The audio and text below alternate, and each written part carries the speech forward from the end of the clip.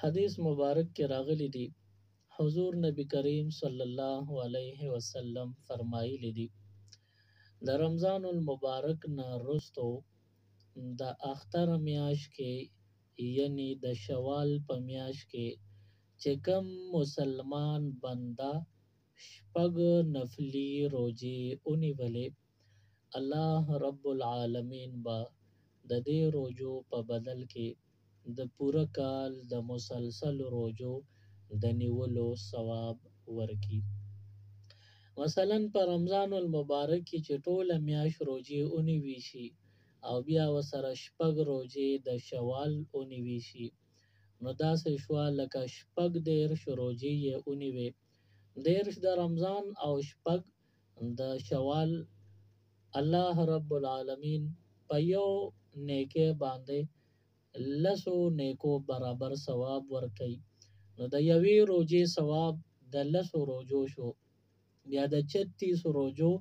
ضرب 10 ورکا نو 360 روزې شوې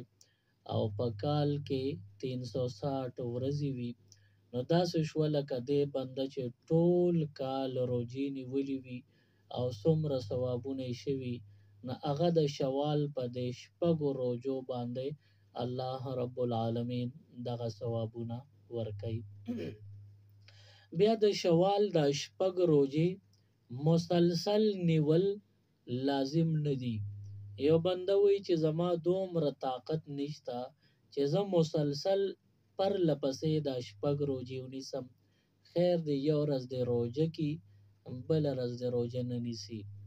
منځ کې د دوو روزو یو روزه دی نه نیسي، د دوو روزو منځ کې وقفه دی کوي، په دې طریقه شپږ روزې پوره شي. که مسلسل د شپږ روزې څوک نیسي نو ګناه او ممانعت پکې نشته، ښه خبره ده. او که یو بنده کمزوري چې مسلسل یې نشم نیوی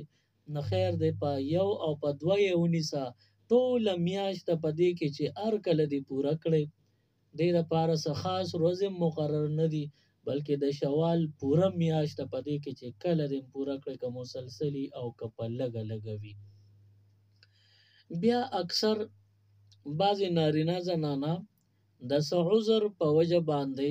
په رمضان المبارک کې فرضي روزې ترې پاتې شوي وي نو هغوی دا خیال کوي چې زمونږه کومې فرض روزې په ذمه دي نو زمونږ د هغې په وجه نفلي روزې نه کیږي. نو دا سوچ او دا خیال خطا دی. چا باندې چې فرض روزې پاتې وي او هغه له الله توفیق د نفلي روزو ورکړي وي نو بالکل که نفلي روزې نیسي نو په دې کې هیڅ نقصان نشته، دې کې هیڅ ممانعت نشته، دا نفلي روزې به وشي. البته کتابونو لیکلي دي چې په چا باندې فرضي روزې لازمي وي نو که دې مړ شي د ده نه به د فرضي روزو تپوس کېږي چې ولې دې نه دي نیولې، او که چا نفلي روزې نه نیولې نو تپوس ترې نه کېږي چې ولې دې نه دي نیولې. مطلب دا شو چې کومو خلکو باندې د رمضان المبارک فرضي قضا روزې لازم او پاتې وي نو هغوی که نفل نیسي او که نه د نفلو باز پورس نه کېږي خو د فرضو به تپوس کېږي نو د فرضو نه د ځان لازمه فارغه کړي، د هغې نه پس ورسره وخت وي نو نفلي روزې دې ونیسي، بهتره خبره ده. کله کله نارینه یا زنانه نه د رمضان المبارک په میاشت کې فرضي روزې پاتې شوي وي، دا بنده وی چې زه خو دغه شپږ د اختر په میاشت کې نفلي روزې نشم نیوی، هغه خپلې قضا به پکې 15 یا شپږ روزې ونیسمه نو په دې به مې دا نفلي ثواب وشي او که نه نو بالکل نه کېږي. فرض روزه دې ونیوه نو د فرضو نه دې غاړه ازاده شوه، او که نفل روزه دې ونیوه نو بیا به د نفلو ثواب وشي. نو کم خلک چې دا سوچ لري چې په رمضان کې کمې قضا روزې دي هغه به په نورو زبرګو شپو ورځو کې ونیسمه نو قضا به مې ادا شي او د دې زبرګو شپو ورځو د روزو د نیوو ثواب به مې پرې راته میلو شي، نو دوه ثوابونه دې ځای کې نه یو ځای کېږي. نیت به دې واحده وي، یو نیت به وکړي نو که د نفلو دی که نفل وشو که د فرضو دی که فرض وشو. د پکار دا ده چې تاسو دوه نیتونه په یوه روزه کې مه کوئ، نیت به یو کې یا به د فرض روزه نیسي یا به د نفل نیسي، نو چې کم نیت ته او که صرف اقا ثواب به ملاویږي، زیاتی د بل نیت هغه ثواب په دې باندې نه ملاویږي. او بعضی کتابونو دام لیکلی دي که یو بنده په یو روزه کې دوه نیت وکړل چې فرض به مې وشي او نفل به مې وشي، یعنی د دا روزه فرض نیولې ده او نفل نیولې ده او روزه یو ده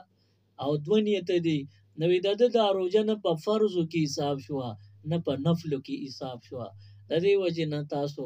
د رمضان المبارک میاشت تیر شوې ده او د ورکوټي اختر دا ټوله میاشت د شوال په دې کې تاسو هر کله چې وي خپل نفلی شپږ روزي ونیسئ،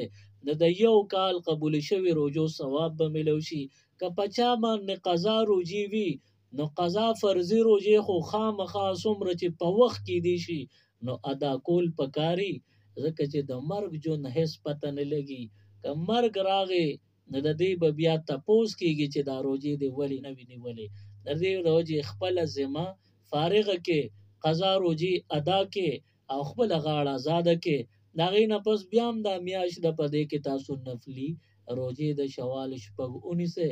رب العالمین به تاسو ته ډېر اجر او ثواب درکړي. मजीद Islamic videos देखने के लिए हमारे YouTube चैनल दीन और दुनिया को ज़रूर सब्सक्राइब करें और बेल आइकन ज़रूर प्रेस करें ताकि हमारी हर एक वीडियो की नोटिफिकेशन आपको मिल सके।